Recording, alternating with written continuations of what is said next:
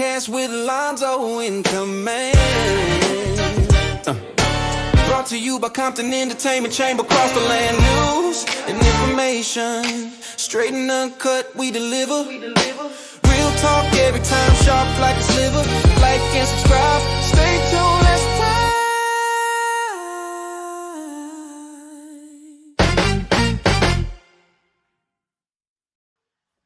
Hello, everybody. My name is Lonzo, the president of the Compton Entertainment Chamber of Commerce and the editor for the Hub City Legend newspaper.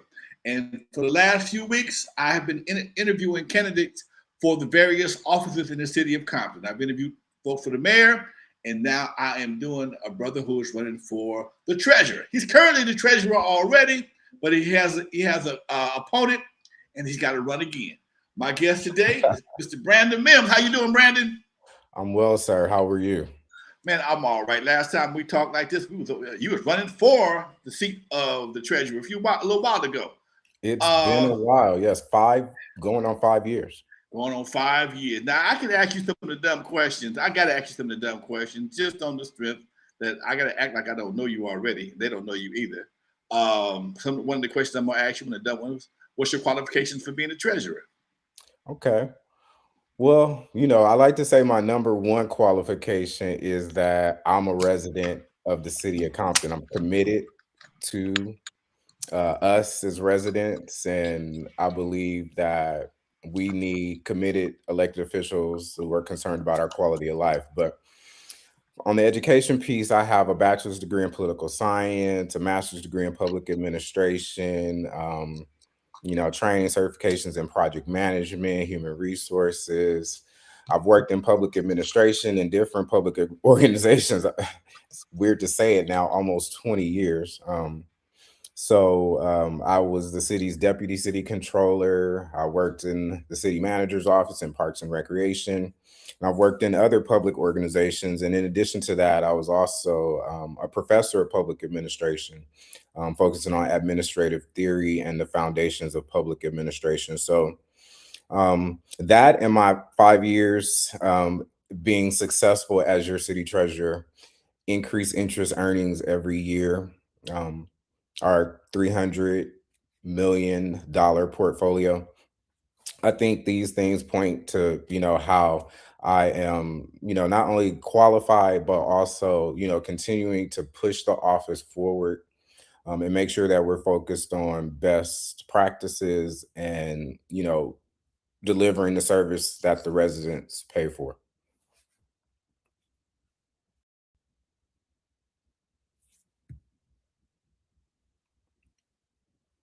For some reason, I'm off screen for a minute. Can you hear me still? I can hear you. Yeah, I can hear you. Talk for a minute while I fix this problem right quick, Doc. Okay. Kick the plug out the wall. Always great things to say about the treasurer's office.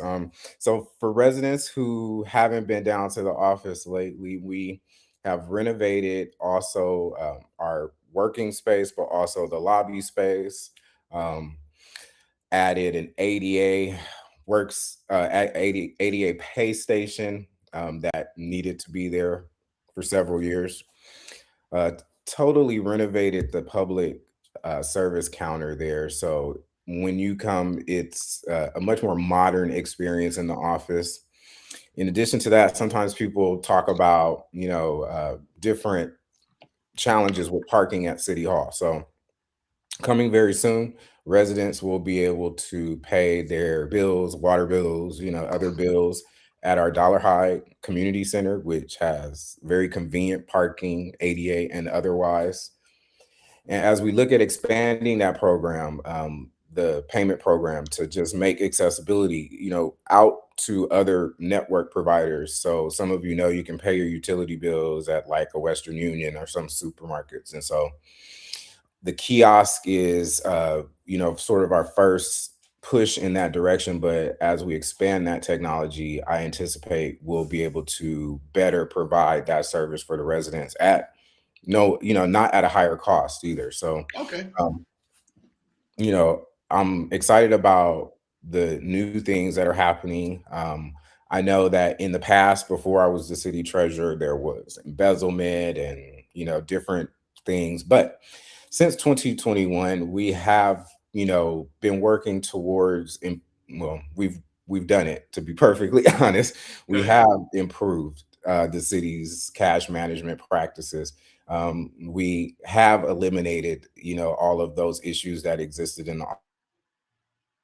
I think this next 4 years is about supporting the city through many of the other financial crises that are not related to the treasurer's office, but definitely having strong cash management and having consistency in the treasurer's office will definitely help us as we move through some of the other challenges that are faced in the city. So, Okay. Now I got a question for you. Why does the city have so much cash in a cashless society? so, huh, well, one of the ways you have a lot of cash is if you don't spend a lot of money. So we don't necessarily spend a lot of money on large projects or large capital outlay. It's picking up, and so we've been doing more projects, and so that requires more of our cash going out. Okay. But over the years, as the city has, and that has been reflected in some audits that we know exist out there, where just cash is now moved for different, city projects. Okay.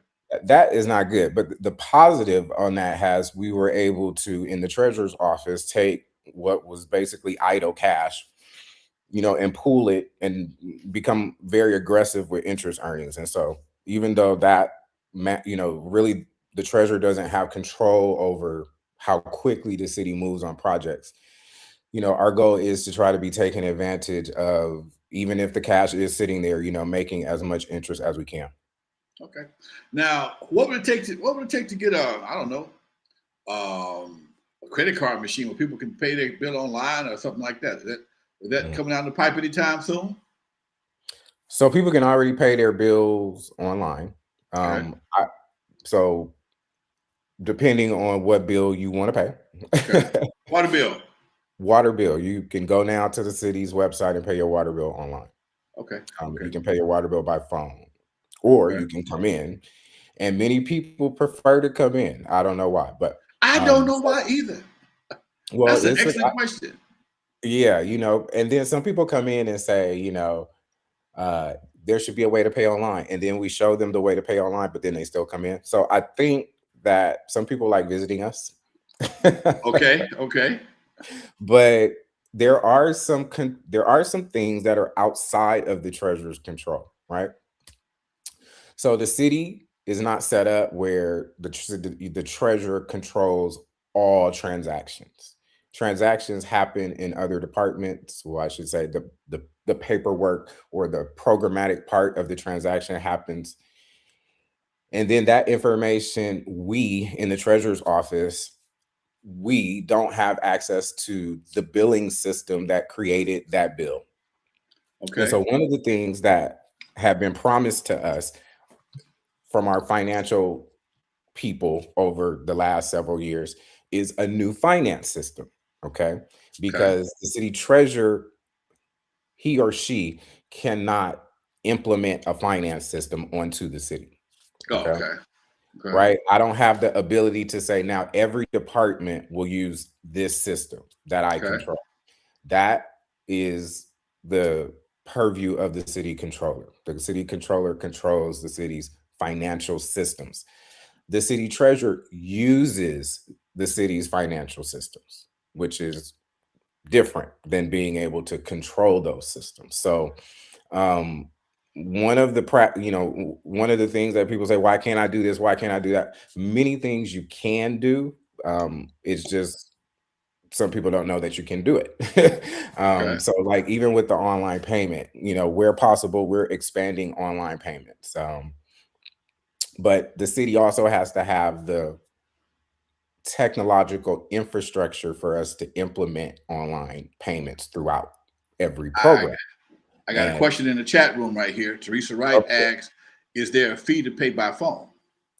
there is a fee to pay everybody. Yes. Okay. So unfortunately, the city cannot subsidize payments. Okay. So the company that charges us to provide IVR, right, interactive voice recognition, since the city doesn't own that technology, we have to pay someone to use that technology.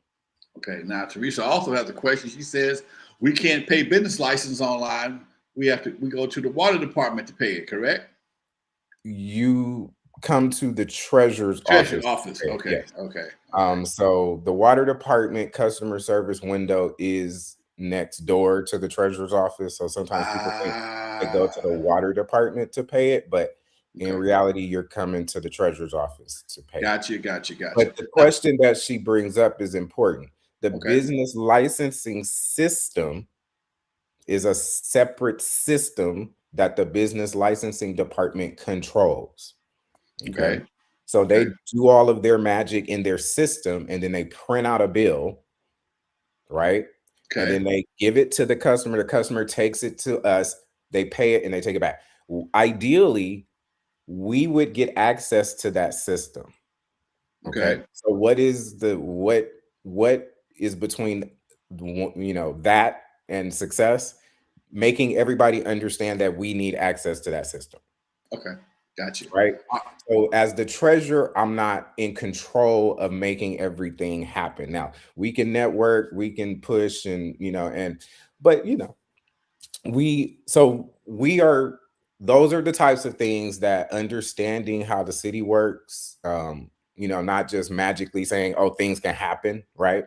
mm, You really have to understand how the city works. That business licensing system is sort of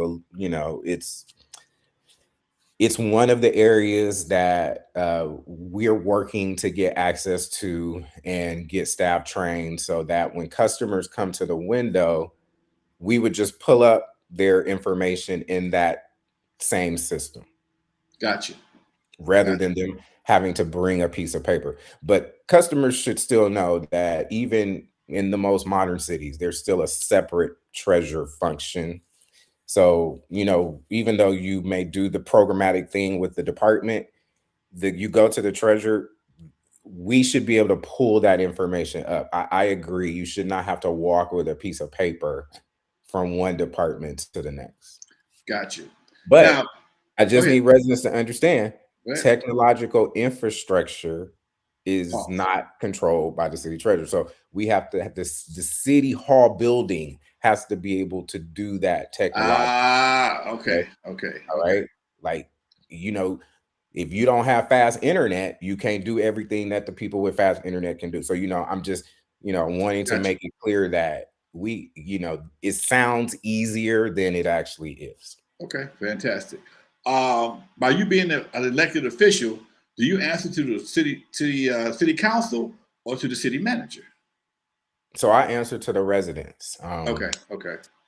The city treasurer is elected by the residents and should ultimately be looking to report back to the residents on, you know, cash, how much money we have in the bank, how much money is being spent out, expenditures, and these things are in the charter. Okay. The way that the treasurer reports to the residents is through the council on a monthly basis. My office sends a weekly report to the council. And Okay. in addition to that, I give a quarterly report publicly. But as you know, we're pretty active on social media. So uh, the reporting relationship between elected city treasurers is, with is them and the residents, the folks that elect them. Gotcha. Gotcha. Gotcha. Um, so we have a level of transparency that we haven't had in the past. Correct. Correct. I think, for 28 years, people were curious about, well, What's the re- money look like? yeah, Okay. let me say for 28 years, you didn't know what the money looked like, perhaps, right? Okay. But knowing, and, let me just break this down just a little bit because I take some hits out in the community. You know, having $312 million in the bank, Mm. right? But then perhaps having $700 million of debt, right? Oh. But that doesn't make you $400 in the hole. Okay. Just like on today, I don't know about you, but I'm standing here in my house. If I had to pay off my house today, I would be broke. Okay. Okay. Okay. The city does not have to pay off all of its debt today. Okay. All right. It's about what will come in the future, because the city is going to keep going and it's going to Okay. keep making revenue. It's a municipal corporation. Okay. So the picture for the city's finances is like many other cities in the state of California. We have long-term debt. We have debt that needs to be managed within the next 5 to 10 years. And then we have our ongoing cash needs. And it's about how that is managed. And I don't know about you, but I had a single mom, and my mom made half of what I make now. And we always had everything. Okay. So it's the cost of living, it's, the different things that, you determine our priorities that you put into the city's budget that make us more at risk or less at risk. I think when we see these documents, from the different state agencies that audit us, what they're saying is the obvious. Okay. It's not anything too complex. It's, take the money that you take in as taxes and use it for the projects that you're supposed to use it on. You do it in a timely manner. Why am I off screen again? Keep talking. You're pretty good. Well, I mean, that's, the science of it. As we move forward as this municipal corporation claiming or attempting to provide, public services, we're going to have debt. We're going to have, different categories of debt even. And I don't think it is 100% accurate to characterize us as, insolvent or financially at risk, because again, like many other, especially Southern California cities, we're facing, obligations that have to be managed over the long term. And that is more a function of how the city is managed more than what the current debt outlook looks like on today. And an example of that is affecting pension debt is as simple as making better investment choices today, which would then be factored into the actuarial calculations in the future. And that would reduce our pension debt, our pension obligation, because that number is essentially a projection that's based on all of our pension obligations, right? And so if we are making better investments with our pension dollars, like we are, that pension obligation, that forecast of that number goes down. If we renegotiate benefit packages with union labor groups and reduce perhaps the level of benefits for new employees that come in, then that will affect that pension forecast, that debt forecast. So, there are too many variables, I think, and I'm just, I guess, reacting to a lot of what I heard in some of the forums, just how at risk the city and just all of the things. I think there are too many variables at present to, you know, characterize the city as facing state takeover or, lost beyond recovery. I think there are some core management things that, we need to focus on in the city that people may wonder why that is difficult, consistent financial management, or perhaps even the quality of the financial management we get and how that process happens. But, just, debt as a single indicator of the city's health, I don't think is fair. Now, on screen for a minute. I don't know why my camera went off, but I got to say this right quick. Before I go any further, this is not an endorsement of any kind for anybody. I'm doing this as a public service. Why my camera is not working right now, I have no idea. But I'm not making this the Brandon Mims show, okay? So don't get it twisted. We got a few people watching the show right now, and for some reason, unbeknownst to me, my camera is not working, but I still hear him. That's why I have him on camera by itself. I'm not here to endorse or do any extra support. I have a technical difficulty. I'm trying to figure out why he's talking. Thank God he's a good talker. Okay.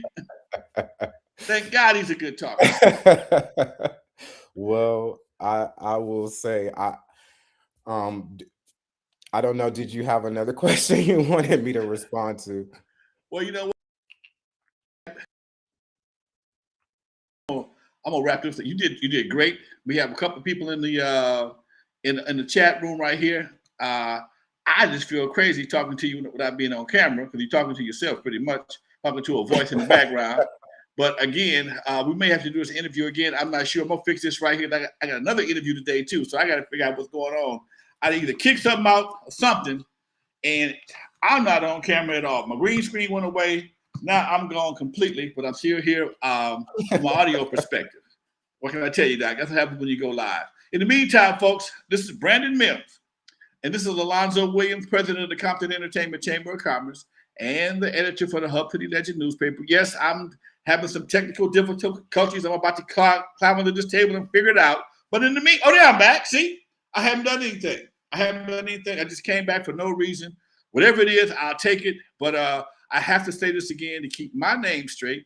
I'm not here to endorse anyone, giving anybody any extra support. I'm just here as a public servant, just to give you a chance to hear what the candidates have to say, whether it's the treasurer, city clerk, the mayor's office, or anybody from any district. I'm here to support and give you a chance to ask some questions. The chat room is lit up.